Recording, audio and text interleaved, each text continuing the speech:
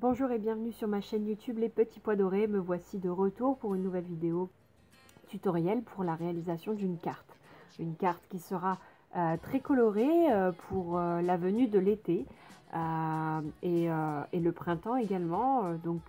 J'ai réalisé cette carte en réalité l'année dernière, pour moi elle reste tout de même encore très d'actualité, très tendance, donc j'espère qu'elle vous plaira. Et qu'elle pourra aussi peut-être vous inspirer. Donc j'ai simplement pris donc, un papier aquarelle. Donc les dimensions, je ne vais pas vous les donner parce que, comme je vous l'ai dit, cette carte, je l'ai réalisée l'année dernière, donc je m'en rappelle plus, mais a priori, c'est une base de carte standard sur laquelle donc j'ai tamponné des étoiles, donc avec ce tampon de fond qui vient de la marque Lone Phone. Donc comme vous pouvez voir, mon tampon est un peu sale.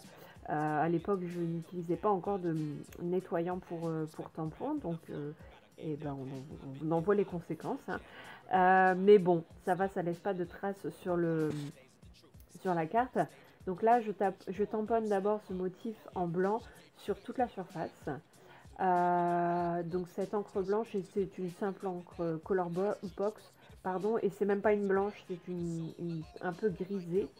Je l'ai gagné au premier concours que j'ai fait, donc l'année dernière, il y a 2 ans.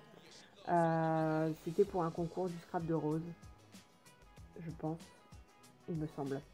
Et donc j'étais arrivée à la 3e place et j'avais eu cette encre, ce qui m'a bien arrangé parce que j'avais pas d'encre blanche, qui a un aspect très clair. Donc là, j'ai utilisé de la poudre à embosser blanche de chez Aladdin. La plupart de mes poudres à embosser sont des poudres Aladdin, puisque lorsque j'ai commencé le scrap comme tout le monde, j'allais me fournir dans les magasins de loisirs créatifs que j'avais près de chez moi et qui sont essentiellement Cultura et Graphigro. Donc du coup, je n'avais que des poudres embossées Aladdin. Aujourd'hui, j'aimerais bien en changer. J'ai commencé à me fournir des encres Zing, pardon, et je trouve qu'elles sont de bien meilleure qualité. Les poudres Aladdin restent de très bonne qualité, surtout pour le début. Donc ici, comme vous voyez, donc j'ai embossé mon motif. Donc on ne le voit pas, enfin il apparaît pas trop à la caméra, mais c'est pas grave parce que je vais le faire ressortir grâce à mes Neocolor et Gelato avec un système d'aquarelle. Donc en fait, je vais appliquer donc la couleur directement sur la carte, puis je vais diluer l'encre, l'encre sur la carte, donc pour faire un espèce de dégradé. Donc j'ai utilisé le pinceau qui était fourni avec les Gelato parce que les poils sont assez solides, assez épais et du coup ça permet de mieux étaler. Donc là vous voyez, on voit un peu une trace, il y a un endroit qui est un peu foncé, mais bon c'est pas très grave parce que je voulais pas forcément quelque chose de très dilué ou de très diffus. Ça me dérange pas qu'il y ait des endroits qui soient un petit peu plus foncés que d'autres. J'aime bien cet effet aquarelle un peu mal dilué, j'aime bien ça. Donc là je fais un dégradé donc de jaune, de vert, de orange et de rose si je me souviens bien. Donc vous voyez, j'ai quand même bien marqué les couleurs parce que moi j'aime bien quand ça se voit. Alors j'aime aussi beaucoup les couleurs pastel, mais c'est vrai que j'aime bien quand on le voit bien. Et puis là, à la caméra, ça se voit très bien. Donc vous voyez que l'encre n'adhère pas à l'embossage, hein, bien sûr. Elle s'éparpille partout, sauf sur l'embossage. Donc le gelato est un peu moins, a une couleur un peu moins intense que les néocolores, comme vous pouvez le voir.